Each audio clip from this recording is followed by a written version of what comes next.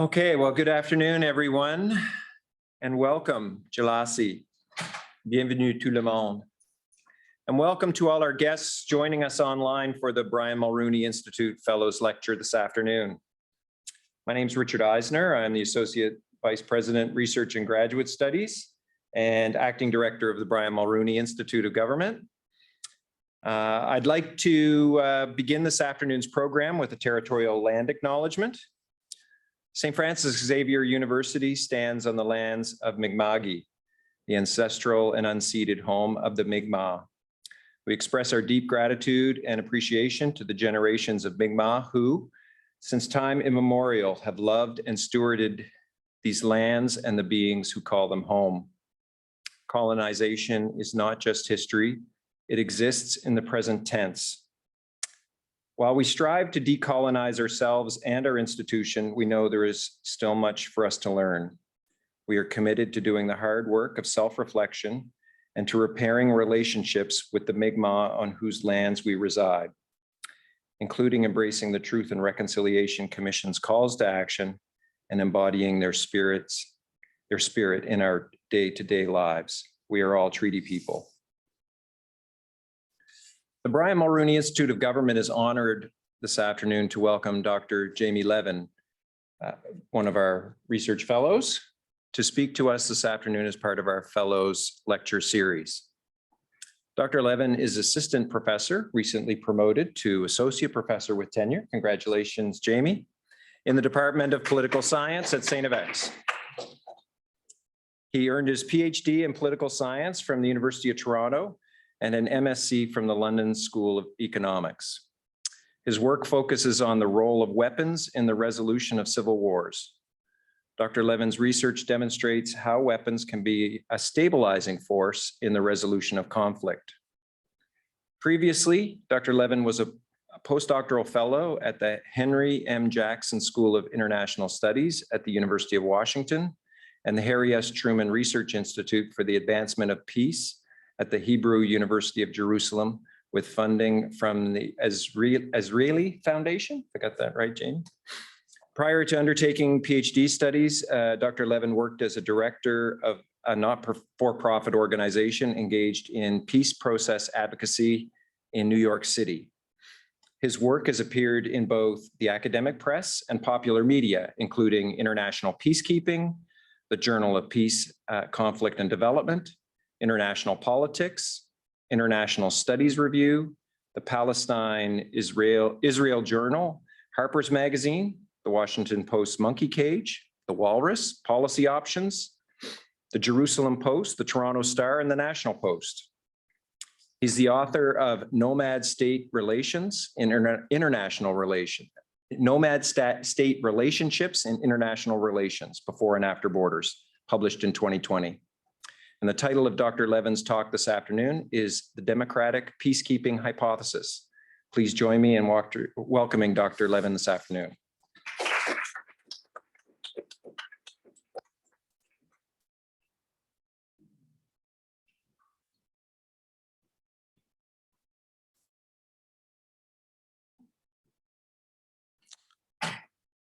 Well, good afternoon or good evening. I don't know. Daylight savings. Which is it?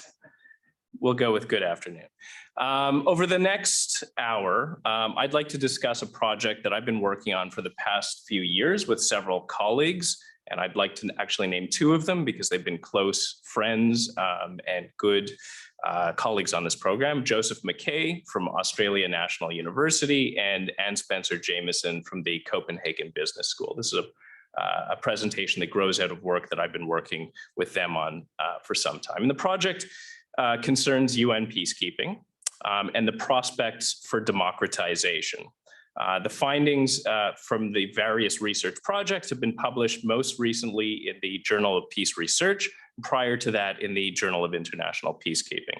Now, peacekeeping is something that has been studied, very extensively.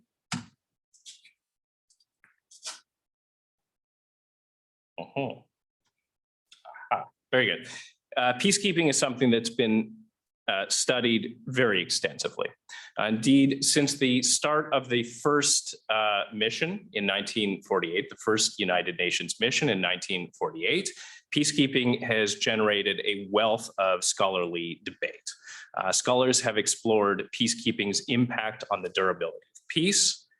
They've explored its effect on democratization, peacekeeping's effect on development, and many, many others. Indeed, the interest in peacekeeping has spawned a purpose-built academic journal to litigate these and many other questions surrounding peacekeeping. Now, virtually the entirety of this research focuses on the peace kept. And this is for good reason, I think. The purpose of peacekeeping, after all, is to keep the peace. And so scholars tend to ask questions like, does it? Does peacekeeping stop conflict? Does it keep the peace? And spoiler alert, the answer is a qualified yes. Does peacekeeping help war-torn countries rebuild? Again, the answer is a qualified yes, and so forth. But there's very little research that has explored the effects of peacekeeping on the peacekeepers, those that go to peacekeep themselves. That's the general question that has guided my research and what I'm going to present on today. What are the effects of peacekeeping on the peacekeepers? Those that send peacekeepers, troops around the world, what are the effects on them? This is a question that I think has become particularly germane since the end of the Cold War, since the Cold War ended, and I hope to convince you a question that remains germane today. Let me explain. At the end of the Cold War, peacekeeping underwent several major shifts. First, probably most notable, the size and scope of peacekeeping increased dramatically in the post-Cold War era. You can see here the spike in the number of UN blue helmets in the wake of the Cold War. 1992, over 50,000 peacekeepers were deployed worldwide, almost 5 times 1990 levels, a tremendous increase. The numbers went back to historic levels in the late 1990s, but only to return to to huge levels again between 2000 and 2010. Second, the second major change is where peacekeeping missions once largely monitored ceasefires and typically did so along clearly demarcated boundaries with the consent of the parties. And here, I'm thinking Canadian soldiers in the 50s and 60s, separating Egyptian and Israeli troops in the Sinai Peninsula. Those were the first generation. Peacekeeping has since been broadened to include direct interventions, often in ongoing civil conflicts. In other words, peacekeepers have become active combatants themselves, of which there was a sudden spike of these types of conflicts, civil wars, in the post-Cold War period. And here I'm thinking of places like Sudan, DRC, Haiti, Somalia, Rwanda, Sierra Leone, Liberia, and many, many others. There was a huge spike in demand for these types of peace interventions. So not only did the increase in civil conflict at the end of the Cold War necessitate more peacekeepers in more places than ever before, but peacekeepers were also expected to do more than they had done previously, where previous generations of peacekeepers were more or less neutral and sometimes even unarmed. Canadian troops often went abroad unarmed. What became known as the second generation of peacekeeping, this is the post-Cold War era peacekeeping, saw blue helmets for the first time really intervene forcibly, often between unwilling combatants within shattered countries where defined boundaries did not exist. Second generation peacekeeping is, perhaps not surprisingly, much costlier than first generation peacekeeping. And by costly, I mean in both treasure and blood. A more active peacekeeping force necessarily implied more casualties. And you can see here, of course, the sudden spike in the number of fatalities amongst peacekeepers in the post-Cold War era. The third shift, And again, not coincidentally, the transition from first generation to second generation peacekeeping, I think as a result, saw a shift in the composition of the peacekeepers and who was doing the peacekeeping. As peacekeeping became bloodier, Western democracies, who used to make up the ranks of peacekeepers, more or less retreated from frontline duties to be replaced by blue helmets from the global south, about half of whom are transitioning democracies or non-democracies. In 1990, the top contributors of peacekeepers were Canada, Finland, Austria, Norway, Ireland, the UK, and Sweden. These are all liberal democracies with extensive peacekeeping experience. These are the nations that built peacekeeping. By 2015, those countries had been largely supplanted by countries like Bangladesh, Pakistan, Ethiopia, Rwanda, Nigeria, and Egypt. These are less democratic countries and states with little previous peacekeeping experience. These were new peacekeepers in the main. The shift has been explained by other scholars, and I think it's more or less linked to the distinctive attitudes towards armed violence in democracies.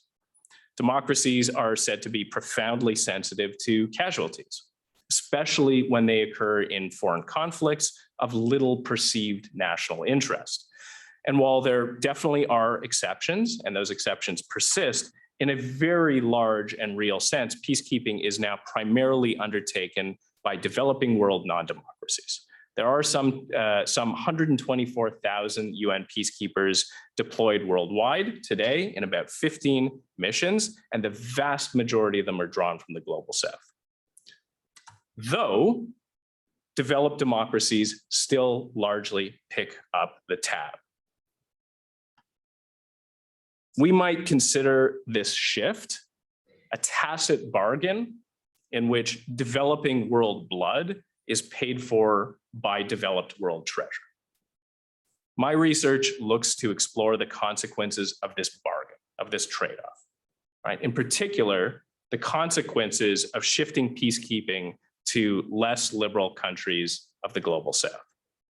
Amongst them, again, it's important to note, numerous autocratic and transitioning democracies, many of which have poor human rights records, and also why those countries might themselves be interested in assuming this burden when Western democracies generally aren't anymore. The most immediate consequence of this massive shift that I've just outlined for you has undoubtedly been the general decline in the quality of peacekeeping. Peacekeepers drawn from the global south have often been poorly trained and ill-equipped to deal with these more demanding missions. The UN has lamented, quote, some countries have provided soldiers without rifles or with rifles but no helmets, or with berets but no flak jackets, or with no transport capability or training in peacekeeping operations.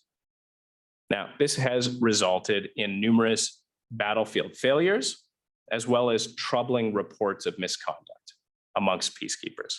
In particular, there have been repeated allegations amongst second-generation peacekeepers of things like sexual abuse, child abuse, prostitution, and other violations of human rights in a wide array of peacekeeping missions in Haiti, Liberia, Sudan, Burundi, Cote d'Ivoire, and others. This is not a good story. In fact, so worrisome were these repeated and persistent concerns amongst the new class of peacekeepers that the UN was prompted to strike a commission headed by the Algerian diplomat Lakhdar Brahimi, pictured here.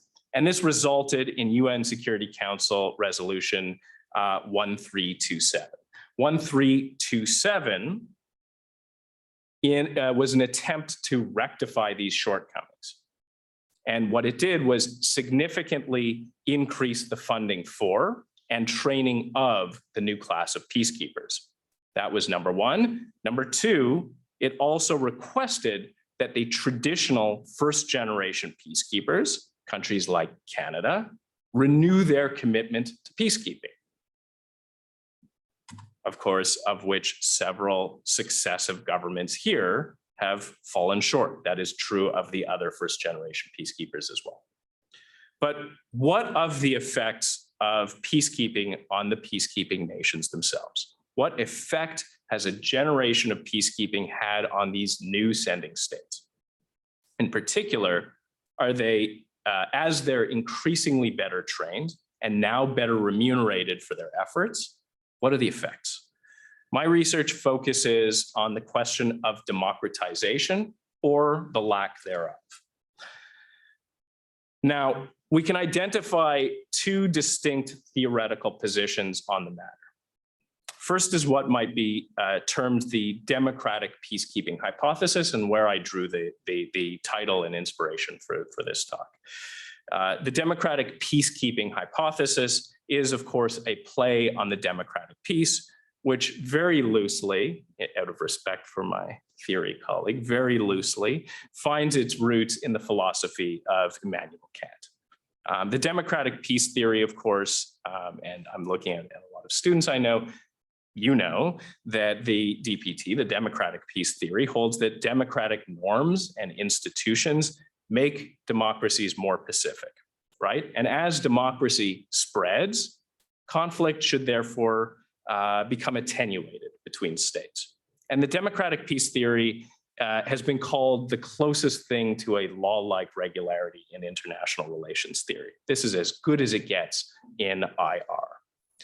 The Democratic Peacekeeping Hypothesis, or the DPH, is a distinct but obviously somewhat related theory to the democratic peace. The DPH, the Democratic Peacekeeping theory, holds that participation in peacekeeping missions will facilitate the spread of democratic norms and institutions amongst the sending states, many of which are less democratic to begin with. In other words, you peacekeep, you become more democratic. How so? Following the democratic peace theory, DPH scholars can more or less be divided into materialist and ideationalist explanations, on the one hand or on the other. Put differently, some DPH theorists focus on the institutions of peacekeeping and how that leads to democratization, while others focus on the norms of peacekeeping and how that might contribute to democratization. In the former category, we can count Findley, Warboys, Lundgren, and Kuhnleif. Findley and Warboys argue that peacekeeping keeps meddlesome troops abroad, where they can't interfere in domestic politics, allowing democracy to flourish at home. In other words, you get rid of your lousy troops, send them off somewhere, and you let democracy happen at home. Very similarly, Kuhnleif suggests that peacekeeping may actually undermine the Praetorian tendencies of the military by compensating them differently. In other words, peacekeeping is a way to buy off the military. The UN pays them good wages in exchange from their departure from politics. They find a new source of funding, and that's the UN. Now they don't have to take over the country.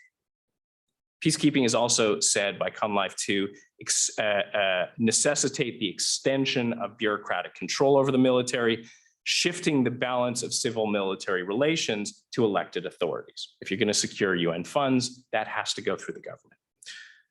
For example, Lundgren argues that peacekeeping has a disciplinary effect on militaries because any insubordination would jeopardize future deployments and thus future paychecks.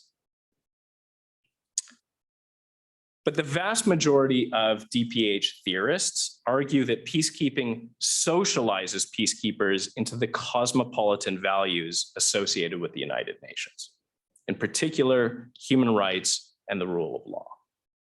These norms are said to rub off on the peacekeepers by engaging in one of the more important liberal internationalist institutions that we have out there, peacekeeping. You go and peacekeep, you do liberal things, you become liberal.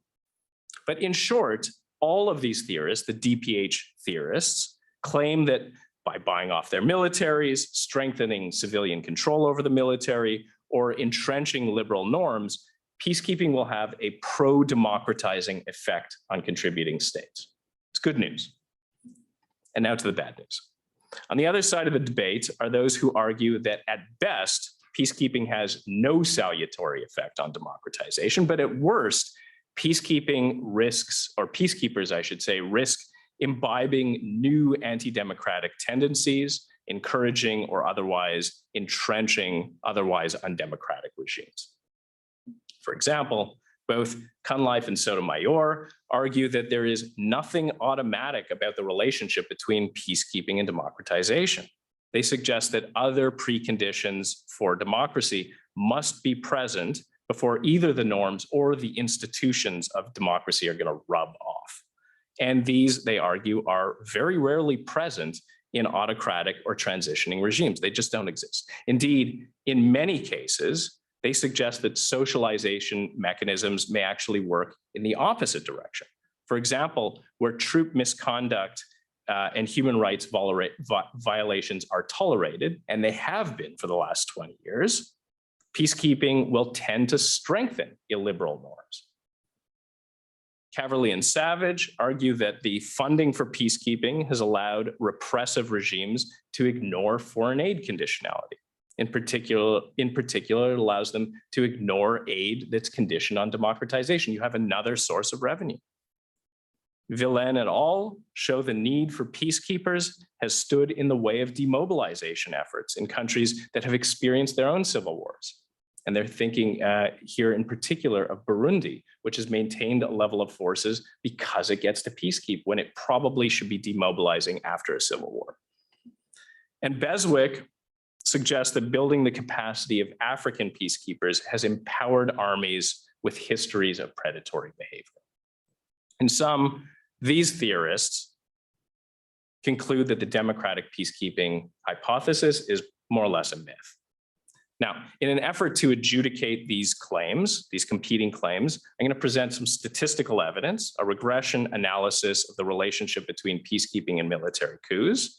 And coups here, I think, are a good proxy. Coups are perhaps the best example of democratic backsliding that I can think of. And I'll do so disaggregated by regime type. And I'm going to suggest that there is, in fact, a correlation. And I'll attempt to explain this finding based on selectorate theory.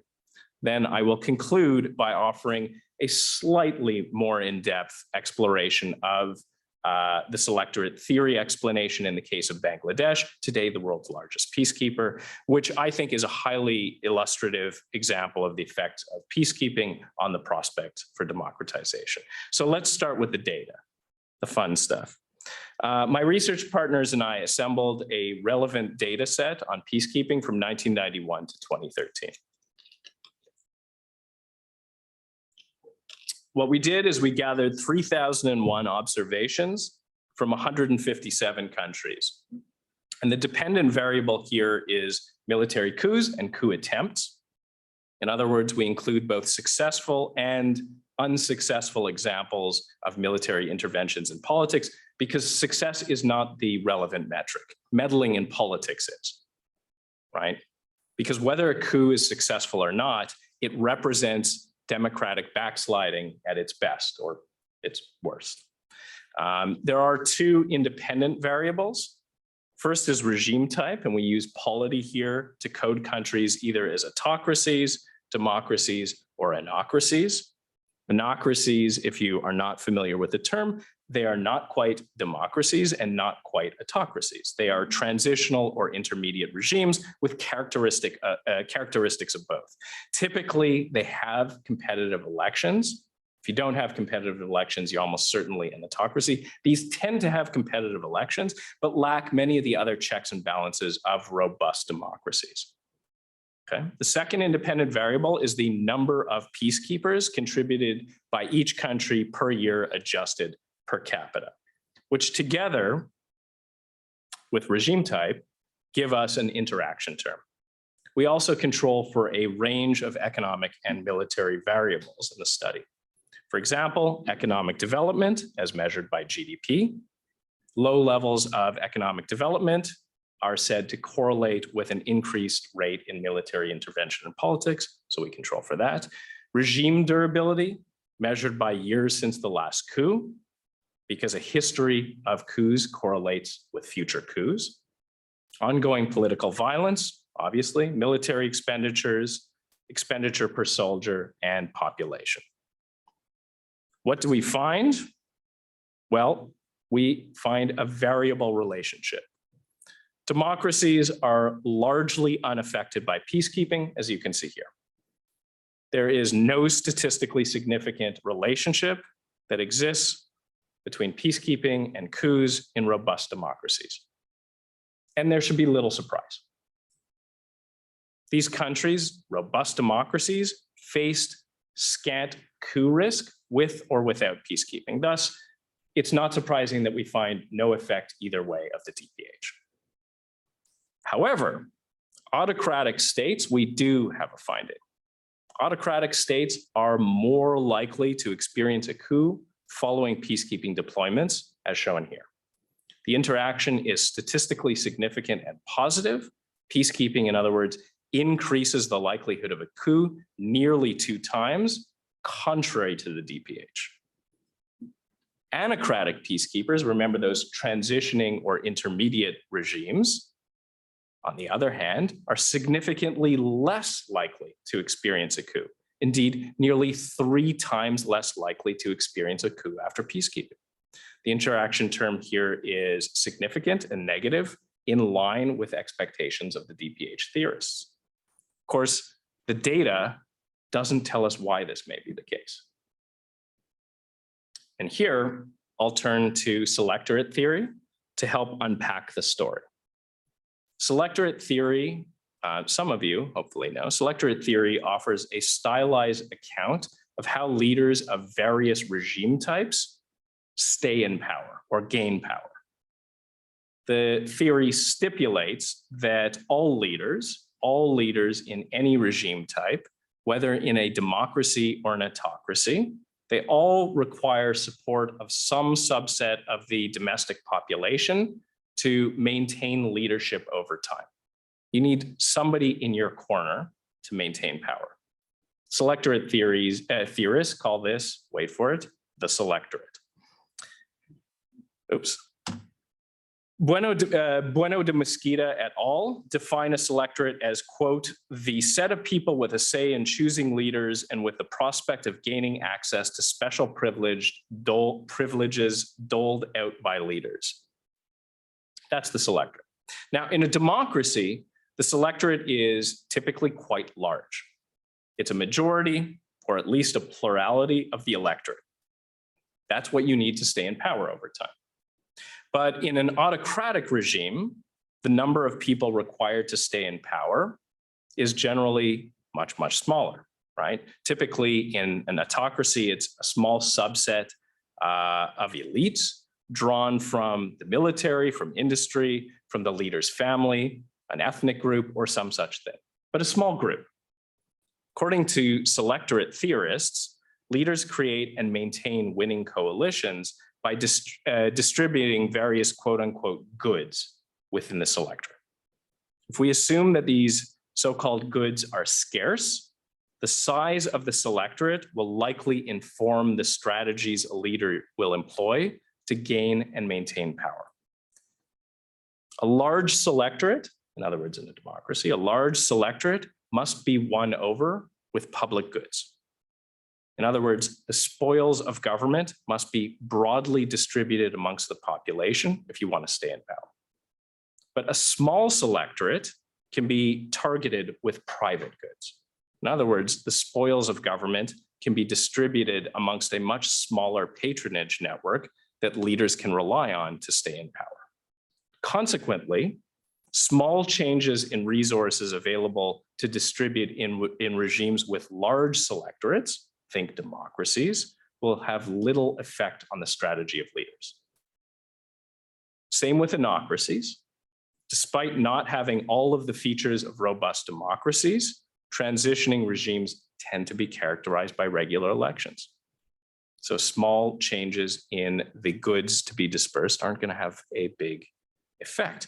But even relatively minor changes in resources available to distribute are likely to have outsized effects in autocracies, regimes with small selectorates.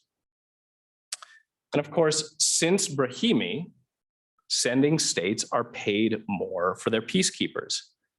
much, much more, in excess of $7.4 billion annually. This amounts to about 1,400 US dollars per peacekeeper, per soldier, exclusive of the various other allowances for food, weapons, and ammunition. Now, while this amount is supposedly calculated by the United Nations to cover peacekeeping costs, it's fixed across countries. In other words, it doesn't matter who peacekeeps. It's about $1,400 a soldier, despite large cross-country economic variations. This means that sending states with low per troop costs, in other words, those drawn from the global south, are paid typically well in excess of their costs. As a result, remuneration for peacekeeping amounts to a disproportionate percentage of many sending states' militaries. For example, peacekeeping accounts for 79% of total military expenditures in Rwanda, a country that didn't demobilize after a war.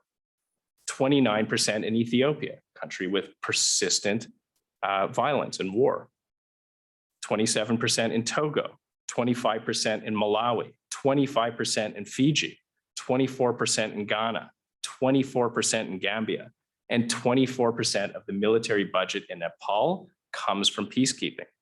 These are staggering amounts. Additionally, peacekeepers are now provided, since Brahimi, with more training, better weapons, vehicles, communication equipment, and other such gear. So in these and many other countries, peacekeeping represents an enormous cash windfall, as well as a material windfall, much of it flowing directly to the militaries and their soldiers. Indeed, Gaibolev et al. Conclude that, quote, some countries specialize in supplying UN peacekeepers as a money-making venture. Some peacekeepers are more motivated by money-making deployments than by other contributor-specific gains, such as regional stability. Now, while the intent of Brahimi was to improve the quality of peacekeeping, this increased funding, better training, better equipment, it can change the domestic balance of power between the civilian and military authorities. If widely distributed, these types of windfalls are likely to have very little effect on politics. For example, in democracies where selectorates are large. So too in autocracies, which typically hold competitive elections. These spoils are going to have very little effect. But in poorer autocratic states where selectorates are small, peacekeeping provides the means and the opportunity for a coup all of a sudden. Peacekeeping improves the capacity of the military to remove the incumbent government, and it provides the additional funds to dispense as private goods. It allows the military to buy off more of the selectorate than they might otherwise be able to do. In other words, the military, because of peacekeeping, is today better positioned both coercively and economically. They're better trained and better funded to overthrow an incumbent government as a result of peacekeeping. Of course, the motives for prosecuting a coup are many and varied. I want to be clear on this. I want to be clear about my theoretical claims. Peacekeeping here is neither a necessary nor a sufficient condition for coup risk. It merely operates as a contributing factor. That is to say, peacekeeping amplifies the risk of coups, but I'm not saying that it is a cause. Okay. Let me turn here to the case of Bangladesh. This will be brief. I'll briefly illustrate this in a real world example.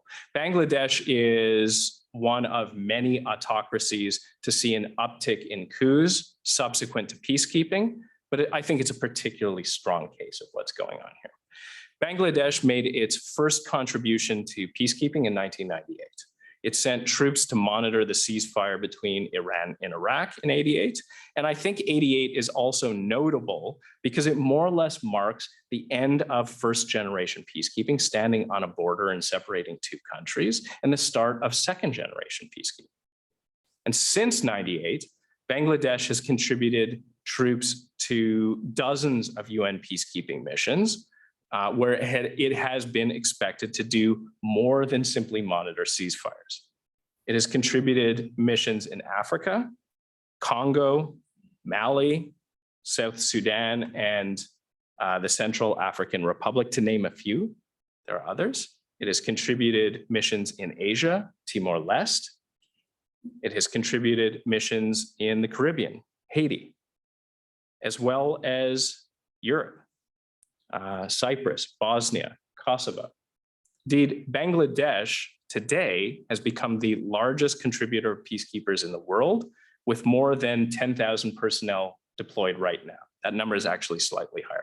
It amounts to approximately 10% of the overall number of blue helmets deployed worldwide right now. And since becoming a peacekeeper, it has deployed well over 100,000 troops over time. Okay. The much greater needs of second generation missions has also necessitated the enlargement and modernization of the Bangladeshi military. Following Brahimi, it was basically the UN that facilitated this.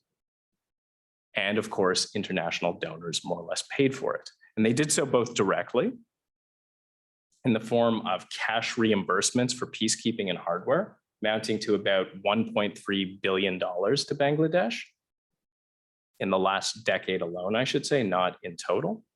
And indirectly, Bangladesh has been a very generous recipient of low-cost loans to finance hardware upgrades, which, though much harder to document, amount to billions of dollars in low-cost loans for helicopters, training aircraft, armored personnel carriers, and things of this nature. The Bangladesh military has also received extensive training and support, in particular from the US military. The US military finances the Bangladesh Institute of Peace Support Operations, or BIPSOT, to the tune of millions of dollars annually. This is not a direct transfer. The United States pays for this and runs it. BIPSOT focuses on advanced tactical training and logistic support for the Bangladeshi military. And of course, not to be underestimated is just how lucrative peacekeeping has become for individual Bangladeshi soldiers and their families. It's huge. Indeed, peacekeeping has come to play a crucial role in the Bangladeshi economy. In recent years, troops stationed abroad on peacekeeping duties have sent back about $1.24 billion annually, which amounts to about 10% of all remittances in Bangladesh. It is one of their great export industries. On average, Bangladeshi peacekeepers earn about $1,000 a month while deployed, compared to about $180 a month while stationed in Bangladesh. And some earn considerably more, in particular the officer class. A one-year tour nets a senior officer about $30,000 a year, and Bangladesh pilots are paid $3,000 per flying hour. To put this in perspective, the gross national income of Bangladesh hovers around $700 a year. This is huge. The point here is that peacekeeping has led to a better equipped, better trained, better funded military in Bangladesh with better paid soldiers who are more dependent on peacekeeping. Now, while Bangladesh has firmly been on the autocratic side of the polity spectrum since winning its independence in 1971, the Praetorian role of its military has only grown since engaging in peacekeeping operations. Indeed, there were decades of relative quiet in Bangladesh, and then the military staged numerous coups and coup attempts. They did so in 1996, they did so in 2007, and they did so again in 2011. Democratic norms, I think it's fair to say, have not rubbed off, so to speak, as the DPT would hold. In fact, quite the contrary. The 1996 and 2011 coup attempts, these were both aborted, by the way. These were staged after the civilian government demanded that the military rid itself of senior officers who were meddling in politics. In a very real sense, modest attempts to democratize in that country by removing the military from politics were thwarted or attempted to be thwarted by the military. But according to leaked documents, which are today quite available, leaders of the 2007 coup, in particular the coup leader himself, General Moin Ahmed, were motivated by concerns that the government might jeopardize, amongst other things, the future of peacekeeping for Bangladesh. Senior military officers were allegedly worried that the UN might turn elsewhere for peacekeepers, so long as the prevailing climate of political instability and corruption persisted in Bangladesh. So they decided to seize the government. This is what the internal documents show. Where other coups had failed, this coup, the 2007 coup, had much greater success. In particular, because this was the first coup that was actually supported by much more of the military than previous coups. And this was, at least in part, a consequence of the distribution of private goods in the form of much larger peacekeeping salaries since Brahimi. Now, while it's difficult to draw, I think, a robust causal link, given the overall size of Bangladesh and its military, and of course its history of coups, I think the evidence here remains consistent with theoretical explanations. The consequence of years of peacekeeping, particularly after Brahimi, was a larger and more experienced military, which provided the Bangladesh military the means to interfere in the political affairs of the country. And the military enjoyed much wider support when they did, a consequence of the distribution of private goods to soldiers and their families, the people who supported and made the 2007 coup successful.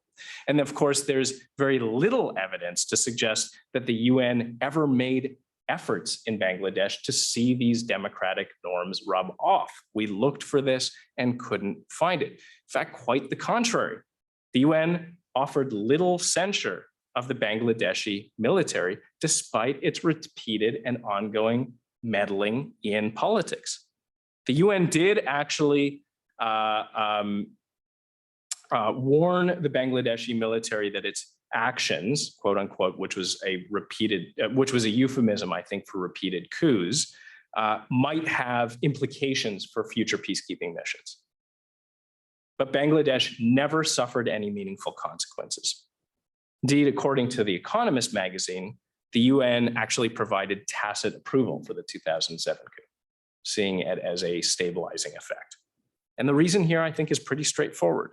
The UN has increasingly come to rely on countries like Bangladesh in particular, for peacekeeping. It is the #1 peacekeeper. At the very least, therefore, I think we can conclude that peacekeeping constitutes a permissive condition for military intervention in politics, at least in this case.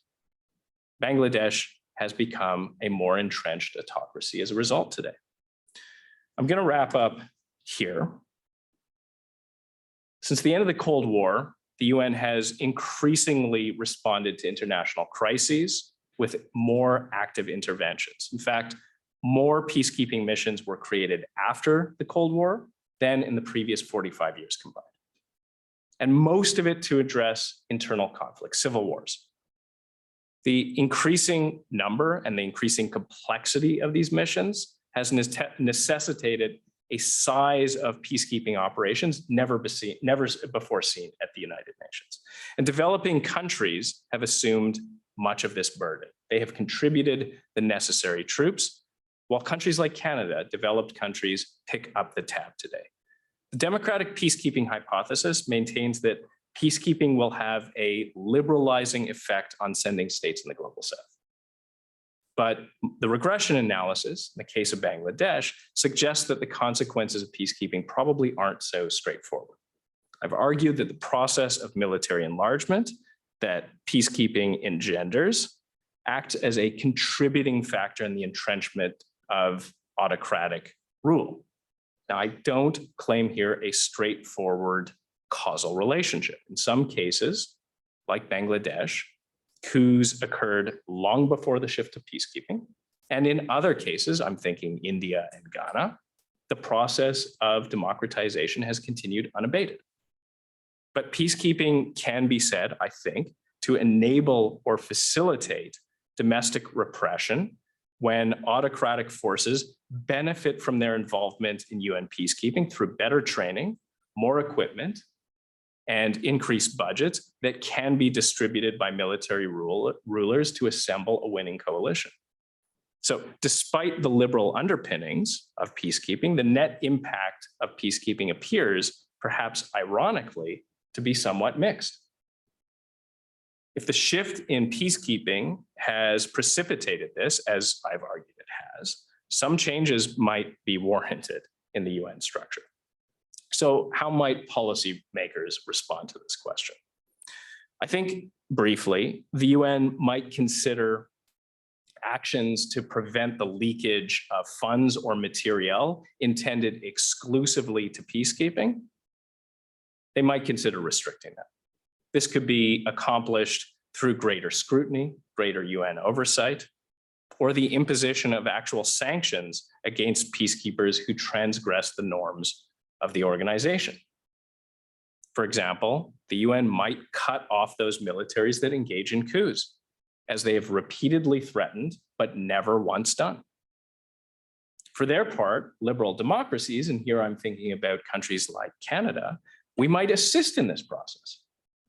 We might make up a shortfall if the UN has to cut out countries that do illiberal things by contributing peacekeepers ourselves, rather than paying others to peacekeep on our behalf, as we've been doing for the last generation. We could call it Brahimi 2.0. But I think given the reluctance of liberal democracies to commit to peacekeeping, ourselves included, the UN is unlikely to issue ultimatums to the countries that are now the backbone of peacekeeping. And autocracies, frankly, are well positioned to refuse.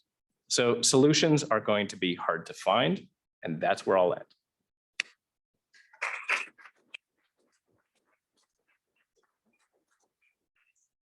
Okay, so we have about maybe 20 minutes for questions. So we'll start with Igor. Go ahead, Igor.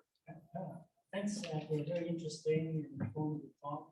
I have about 4 points, and I'm going to be very prompt given the time situation. First thing off, although you qualified your theoretical interpretive commitments, I think it's important to be constructive here. Yeah. Representing the theories. So one issue with Kant and democratic peace theory is Kant wasn't a Democrat; he was a committed Republican. Yeah. Right. So the issue theoretically is because of that, the expectation isn't the proliferation of democratization, but rather the liberal dimension, the Republican governments. Yeah. rule of law, Yeah. human rights, Yeah. not popular rule. Yeah. So that, I don't know, could be helpful, not so much. So I would argue that he's closer to liberal institutional theory than to democratic peace theory. Yeah. Maybe you'll have to find another explanation. But for the motivation, which is really interesting. So you mentioned that one of the reasons why there's been this transition from essentially Western global North countries down South countries is that democracies tend to be sensitive to costs, particularly casualties. Right? This reminded me of Sen's point about famines. Right? Democracies have to be accountable to their constituents, whereas autocratic societies do not. That's how the theory goes. But what if there is another motivation, a darker motivation? In large part because there was a pushback from many global South countries in a unipolar context, in light of the responsibility to protect doctrines, where there were vested interests. And so one way of kind of responding to that is saying, well, we're not going to have get our hands dirty anymore, so you can do it. And this way will be this participatory exercise and everyone benefits. So I guess that's more of a question. What about the possibility of this darker motivation, right? Of kind of keeping one's hands clean to respond to the skepticism about responsibility to protect. And of course, and I guess the next issue is that of incentives.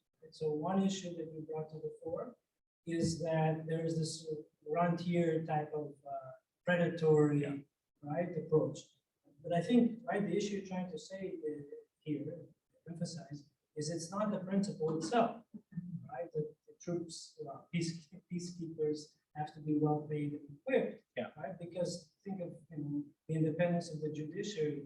Weber, Kant himself thought that in order to really be impartial, you have to be well financed. So it's not the idea of financing itself that's the problem, but maybe the lack of background in democratic norms in the society. So I think that's an important. Yeah. Okay, and finally, to bring it to the Canadian context, maybe it helps to reflect on the Harper conservative government and the attempt to transition from the first generation of Canadian peacekeepers to the Canadian peacemakers in Afghanistan and elsewhere. If you could elaborate on that a little bit, if you think it has any bearing. Yeah, so I'm happy to repeat later on. yeah, you may have to repeat all of them. So I'll start with the last one because it's the only one I remember. How convenient. How convenient. No, I do agree that not only was it the sensitivity of democratic countries, I do think there are other ulterior motives, and not only the ones you've mentioned. In this country, in the United States, in the United Kingdom, there was a distraction of the war on terror, which was taking our troops in another direction, competing with the traditional role of peacekeeping. So I think there's that. I think there was also the desire, particularly in the United States, as the sole remaining global superpower at the end of the Cold War, to try and bring in other countries to move them out of the non-aligned camp, move them out of the Soviet camp and into this new rules-based liberal international order. And Brahimi was a way of incentivizing it. So I think the reasons to see this shift were many and varied, but the reason why we probably retreated from that was, again, there are competing interests elsewhere, but also this became very difficult to sell. These became very, very costly missions, and Dallaire's sort of the pall that Dallaire's experience has cast over this entire country, I think had a chilling effect. And it's just simply easier for countries like us to pick up the tab, to do the training, to provide the materiel, but not get embroiled in these types of conflicts that become exceedingly difficult to explain at home. To your first question, so I agree, and this is why I flagged it. Now, I'm not sure I would have flagged it if there wasn't a theorist in the room, but I happen to agree with you. I think the literature, I think, is too clever by half. They framed it around the Democratic Peacekeeping Hypothesis because branding is everything. It's a great name, but I think it's actually a bit thin. The connection to Kantian republicanism is pretty problematic. The connection to the democratic peacekeeping literature to Kant is pretty problematic, but this is the literature I'm responding to. Now, that said, if we're to take Kant seriously, I would agree with your reading that Kant is about the liberal institutions, not about the representative nature of democracy. But I do think that can come in normative elements. I think it can come in structural elements. And I do think the authors who are writing about the democratic peacekeeping hypothesis do, to some extent, take the norms and institutions of democracy beyond just electoral systems pretty seriously. I've addressed 3 out of the 4 of your questions. What was the? Well, 2 actually. Okay.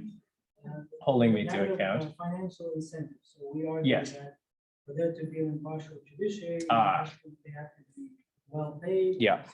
Tenure, otherwise they can corrupt and basically engage in this.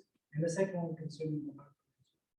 Okay, well, so the Harper conservatives, I do think I've mentioned, because I do think that was I do think this was Canada sort of shifting roles and engaging in other types of military activity. So I do think that's a contributing factor, and for other historic peacekeeping countries like the United Kingdom as well, right?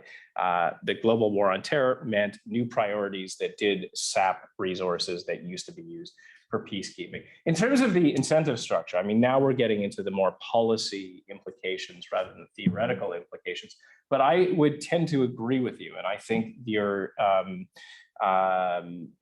the implications are correct. As this transition happened, and I mentioned the battlefield failures and also just the lapses in sort of human rights that occurred as a consequence of sending very badly trained, poorly disciplined troops, often with an insufficient officer class and no pay, and letting them loose on war-torn societies. I think that may have been an ill-advised idea. And the consequences are today well known, and Brahimi makes for very difficult reading if you've read it. The lapses are horrific, and they happened over and over and over. The response was frankly slow from the United Nations. Now, of course, more money and better training are a salve here, but more money and better training that is not well monitored and comes with no consequences if violations continue to persist is maybe just as bad as the original wrong or defect that this was meant to resolve. So, you know, it's one of these cases that I'm not sure two wrongs makes a right. It clearly, Brahimi was in the right direction, but with very little oversight and very little political willingness to cut certain countries off, you were introducing just new incentive structures for, rather than individual troops to prosecute human rights abuses, you know, in country, for whole regimes to be toppled at the hands of their military and officer class. So I think, Rob, you have the next question? Yeah, excellent. Really great talk. Am I correct in thinking that foreign aid is not a variable included in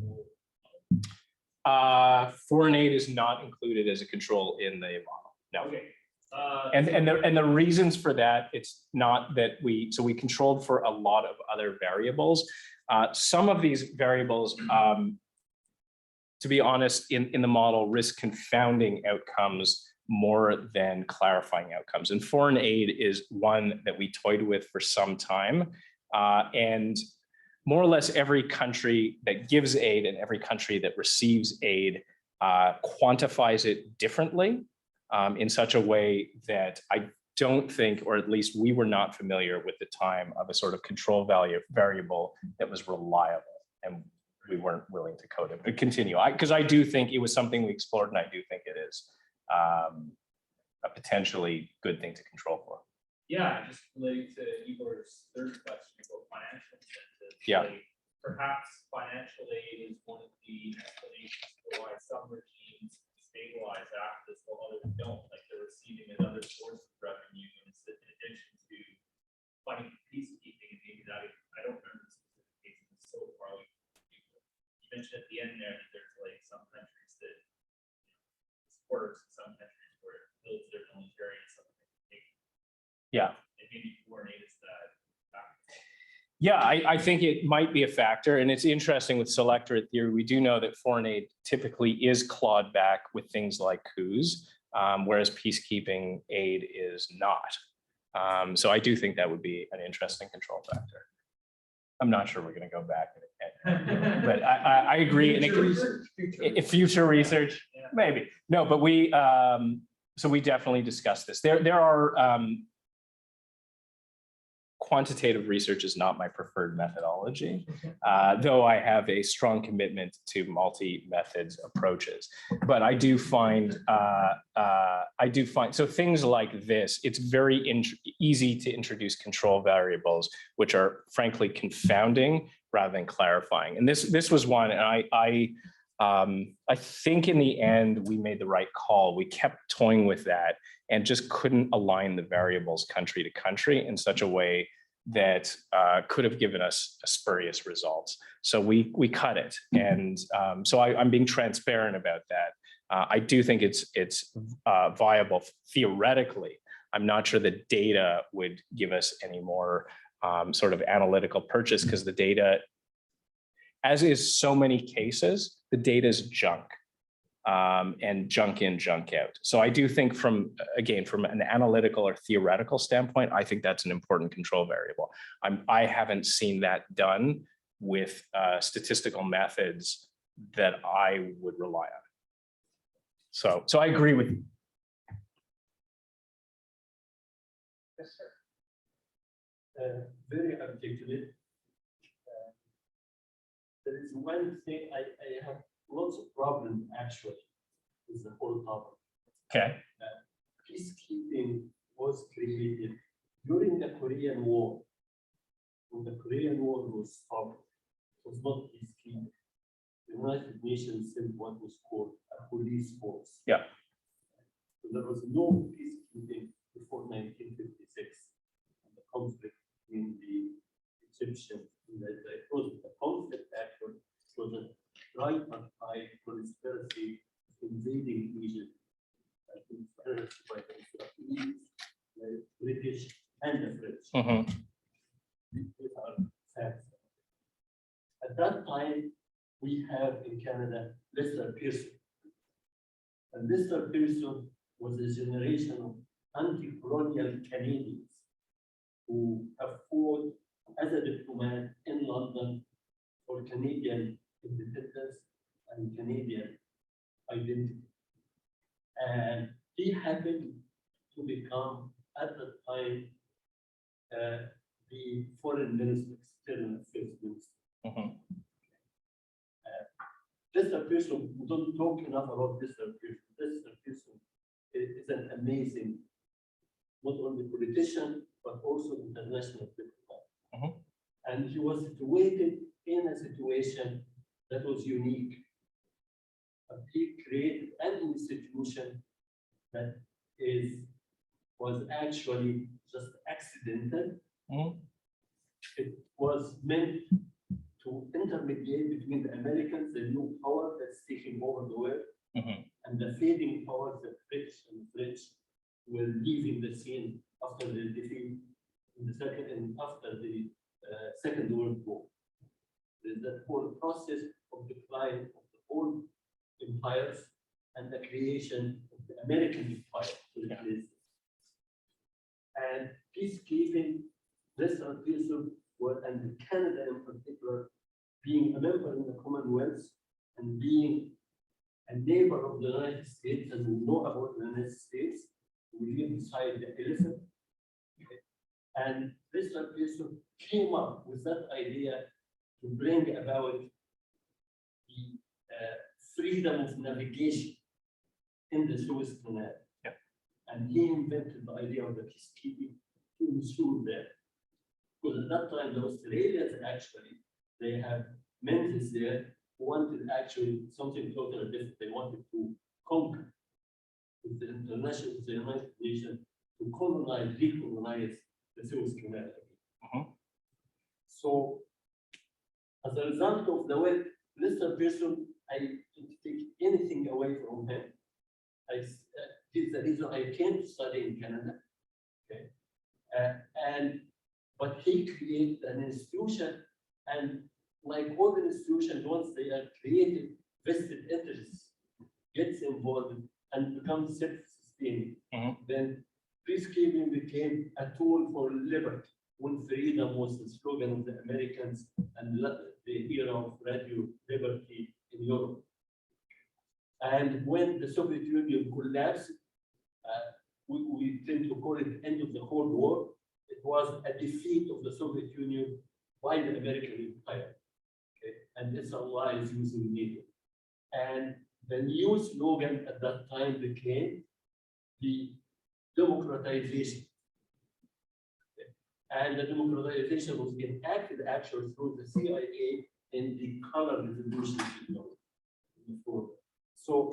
So I'm taking here a totally different context to interpret the peacekeeping. Peacekeeping, I think you are right. You didn't say it, didn't state it explicitly, but peacekeeping have become a United Nations cover, legitimizing cover for another kind of military aid to countries which are part of American hegemony. And the evidence that you have presented, those role of Norway, Finland, Austria, and Canada eventually is actually an evidence for that. These are the countries which are don't need military aid, because they define themselves either they are advanced countries, rich countries, or because they define themselves also, in addition to that, as neutral countries. Before, of course, the latest events that have been made nobody neutral now in the world. So, your comments about Bangladesh as an example. This is the one that you have actually kind of elaborated. I think you are a little bit unfair in calling and classifying Bangladesh as autocratic. Okay. I'm not have nothing to do with Bangladesh. I just know enough about it. Because Bangladesh was a country that was created in 1971, I think, after the war that India created, was in Pakistan. And there was no the time to create a military. It took time. And the founding father of Bangladesh, okay, after he died, the question of democracy became important. Not because the West was propagating it or whatever. And since then, actually, there was transfer of power through elections. And amazing about it is that the two parties that were that are still competing for power are both led by women. Okay. I mean, you can't get more democratic than that. It's true, several of those coups were against women. I'm not sure that's evidence for democracy. No, I mean, see, I'm overstating my case. Yeah. But what I want to say is that it's we have a coup in the United States. Okay, 2-3 years ago. And the attempted coups Attempted coup, sure. are not Insurrection. democratic. Is the Bangladeshi society as a third world country at that phase of development, facing actually extinction as a result of flooding and monsoons and so on, and those people are really fighting against all odds. Okay. Bad neighborhood, close to China, close to India, the Americans are, wanted, and so on, and they are trying to run a democracy in that whole process. Yeah, I think I get your point.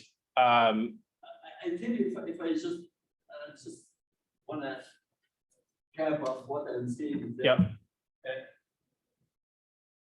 peacekeeping, as far as I'm concerned, is a mandate created as a tool. It was created out of idealism when Dag Hammarskjöld was the Secretary General of the United Nations and Lester Pearson was the External Affairs Minister in Canada. And it was good when it was created, for the period it was created, and it became irrelevant, of course, after other wars in the Middle East. Then the attempt to generalize it is wrong, because in order to have true peacekeeping, you need to have a different model of the globe.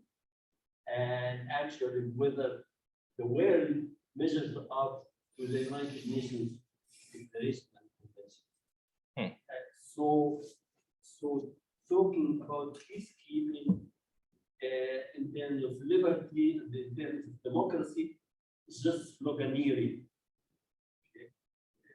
Intended just to legitimize keeping that mandate that basically have become subcontracting of military force to put camps on areas where there are rebels against the human forces, okay,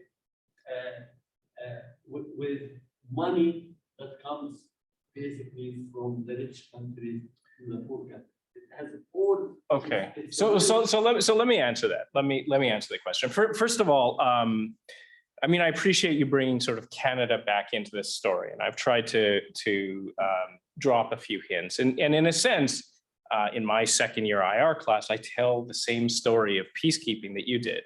And as I sort of, once we get to the fourth year course in international relations, I more or less say everything I've told you is a lie. And I also think that the Canadian story about peacekeeping is not entirely true, in the sense that it's a nice story. It's a story we like to tell ourselves. We're no longer a peacekeeping country today. We haven't been a peacekeeping country for a long time, but there were also proto-peacekeeping missions. You mentioned the Korean conflict, but I think much more salient are things like the UN Truce Supervision Organization. Really, the first peacekeeping mission in the world is inaugurated in 1949 in the wake of the partition plan in Palestine. It has all of the hallmarks of the peacekeeping mission that Canada more or less introduced in the United Nations after the Suez Crisis. It was the same thing. They weren't reinventing, or they weren't building a new mousetrap. They were reinventing a mousetrap that I think was very much already part of the fledgling DNA of this institution. So I think it was there. I think Canada. I think it's a great role that Canada took. It was a fledgling institution, and these things might have otherwise died if it wasn't for a champion like Lester Pearson to reintroduce them after the Korean conflict, because that was a different route of peace enforcement, as it were. Very different route from the first generation peacekeeping. But I don't and I wouldn't trace it to Canada. I think Canada played an important role. I think it's a wonderful thing that we do in our heritage moments and put on postage stamps. I'm just not entirely sure it's true from or accurate from a historical standpoint, as is so many of the stories we tell ourselves here. In terms of the story of American hegemony and the Cold War, that this has become sort of a post-Cold War imperialist power that you can buy off a number of other countries and bring them into the Western camp. I might not phrase it that way, but fundamentally, I'm in agreement with you that I think the United States was interested and remains interested today in seeing, at least there is some ambivalence. There are moments when the United States retreats and becomes isolationist and can't be bothered with multilateralism. But in most of its moments, it looks to have other countries shoulder this burden. So I might put it in a different way, but fundamentally, I think the United States has operated for much of the post-Cold War, World War era, Second World War era, in terms of trying to build multilateralism, not going at it alone, not being a hegemon that goes at it alone, but trying to build broad-based coalitions with legitimacy. And sometimes they go about legitimacy building in funny ways. I would agree with this. But we might look at peacekeeping, and here I'm not talking about my own research. I'm talking about researchers that I think are far more interesting than myself. If this is merely a project of American hegemony, then we wouldn't expect peacekeeping to actually be much of a salve in conflicts around the world. In fact, we might expect peacekeeping to be the driver of conflicts around the world. And I cited some work really early in the lecture by Virginia Page Fortna, who's a tremendous scholar of peace research and UN studies. And she's got a series of books and articles where she looks at basically the big question: does peacekeeping work? And the thing that she tells us, of course, because we have, again, a story we tell ourselves, there's a lot of pessimism surrounding UN peacekeeping missions. And she reminds us of the methodological problems that a researcher should consider. If we were to judge hospitals by the number of people that die there, we wouldn't be very optimistic about the medical profession. But of course, it's the sickest people that go to the hospital. And the analogy here is clear. The UN has tremendous difficulty sending peacekeepers, finding peacekeepers. We don't want to do it. It has tremendous difficulty. It tends to only muster peacekeeping forces in the cases that need it most, the ones that are most likely to fail. And when you start controlling for variables, she finds that peacekeeping actually has a very salutary effect, that it works. So if it's merely a project of American imperialism, then I'm sort of surprised that this imperialism brings so much peace and to conflict zones. If, on the other hand, this is a project of an American liberal rules-based order, there's some reason for optimism here. Some. But that's not my research. I should say. Well, let's take, we'll have one time for a question from students here. So Yeah. We'll take a couple extra minutes here. So go ahead over here and then Zoe. Just considering the huge increase in peacekeeping troops. Yeah. Do you think there's any risk of groups or states that want to really protect ideals of non-interventionism, and especially non-West interventionism? Do you think that there's a risk not only on the democratic aspects of peacekeeping? Yeah, absolutely. And actually, this ties into something that you mentioned, that peacekeeping, when we, the principal agent problem, we set up institutions, they take on a life of their own. I actually think peacekeeping, of course, that's true, that analysis is true, but peacekeeping is also one of those things that threatens to go away with every generation. The UN is a pretty weak institution, which is reliant on funding. It's reliant on American funding, and American presidents are sometimes isolationists who would rather not pay the bill. So, again, the problem of American imperialism, the only problem is that a lot of these imperialists don't want to pay the bill of imperialism. So I'm just sort of skeptical of this argument. I think this sort of ties into your question, that there isn't necessarily a huge commitment. And of course, there are others, especially P5 members, that might very much object to it. And I think this again, to tie in all the questions together, I think this was a reward to non-aligned countries and other countries like this to come into the fold. There was a recognition, I think, that by way of Brahimi, a country, I think there was a clear recognition that there was peacekeeping for profit going on, and that we're well into the realm of speculation here. This is my opinion, having looked at some of the evidence, but I don't think the evidence is strong enough to draw these conclusions. I'm speculating here. I think there was recognition that they weren't paying enough, that this project of shifting peacekeeping burden to other countries was only going to go so far, and it would probably fall apart. And I think the response was to actually enlarge the coffers such that lots of countries in the global south might want to get in on it, because it was never merely about peacekeeping, it was about peacekeeping for profit. So I think this is the counterbalancing force, is to the extent that countries like the US or Canada are willing to pay for it, there is a desire in the institution to make that tent as big as possible. Now, we could call that imperialism. We could call that also the UN taking on a life of its own, except that it's countries like us in the United States that are underwriting it, because we would rather see more countries doing it, because we're well aware that there are others who wouldn't so quickly do it. Now, that said, in a sort of surprising move, China has begun dipping its foot into the peacekeeping world. Now, I think it's too early to tell what this means. I really do. It's not an institution that historically, again, it's a multilateral institution. China has typically opposed all forms of intervention, and yet it has very sort of quietly started sending troops. What to make of this? Too early to tell.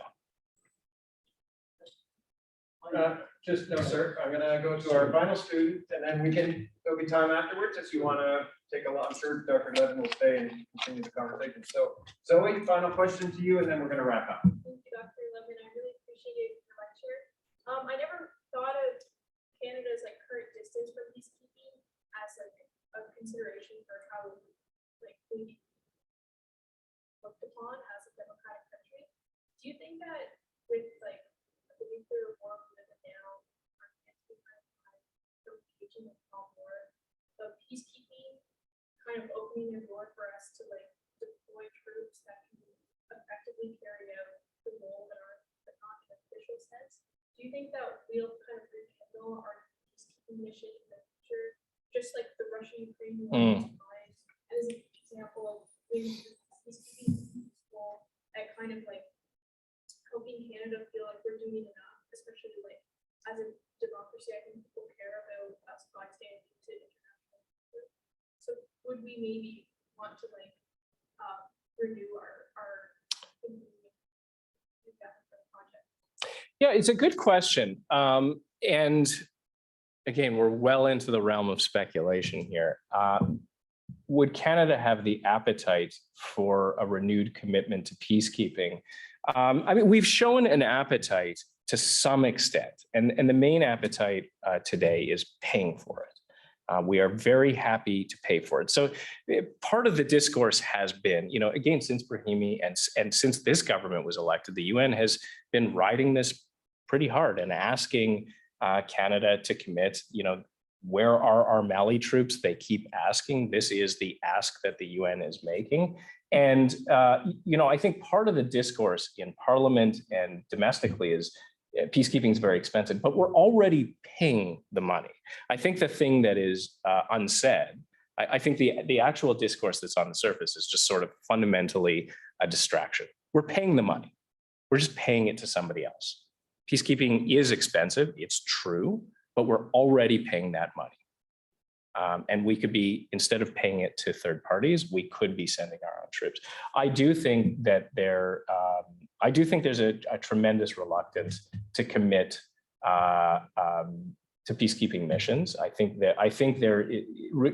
think there's this long shadow cast that, you know, is so associated with Dallaire and Rwanda. I do think that shadow looms large here. And there's been a reluctance to re-engage in the, you know, early 2000s. Well, the first 2 decades of you know, the millennium, we were otherwise committed. We were, you know, involved in the war on terror, and that was a good reason not to think about peacekeeping. But today, I mean, if you were to ask me a year and a month ago, would we recommit? I would say probably certainly not. I don't think there's any appetite for it now. And I've been surprised, as many security studies scholars have been, by the war in Ukraine. I would not have expected NATO countries and countries like Canada to have responded to Russian aggression the way they did. In fact, I would have expected a non-response, as we saw in Crimea, right? And that's not what happened. And this surprises me for a lot of reasons, but there seems to be a willingness amongst parliamentarians to re-engage with things like NATO, and there seems to be a willingness of Canadians, Europeans, Americans. There will be fatigue over time, no doubt, but there was a shocking willingness to pay a price. You know, for Europeans, the price of high oil, and turning, you know, if we were having this lecture right now in Berlin, we'd all be wearing sweaters and the thermostat would be down 2 degrees. I mean, people are paying an actual price. This surprises me, and yet there it is. That's the empirical reality. So is the, you know, when this war ends, and it inevitably will Canada, you know, will there be a willingness to recommit to these multilateral institutions that ostensibly keep the peace?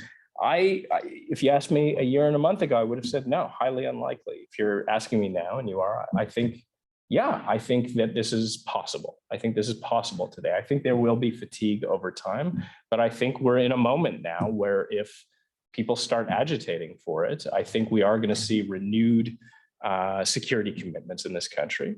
I think we're going to see a more a bigger military force and more commitment to security. And the question is it an aggressive security force, or is it something that's more multilateral? And I think there's an appetite to do that today, which shocks me but I think the answer is maybe yes, but it's going to take people agitating for it. Okay, super. Thank you, Jamie. We'll offer some thanks. I'm Dr. Anna Zuchlag. I'm the Program Research Manager at the Brian Mulroney Institute of Government. And I'd just like to bestow a token of thanks for your aid to the Institute as a fellow. And thank you for a great talk. And thank you for the great questions as well. Thank you. And Anna, thank you for organizing. Thank you for organizing. Oh, yeah, no problem.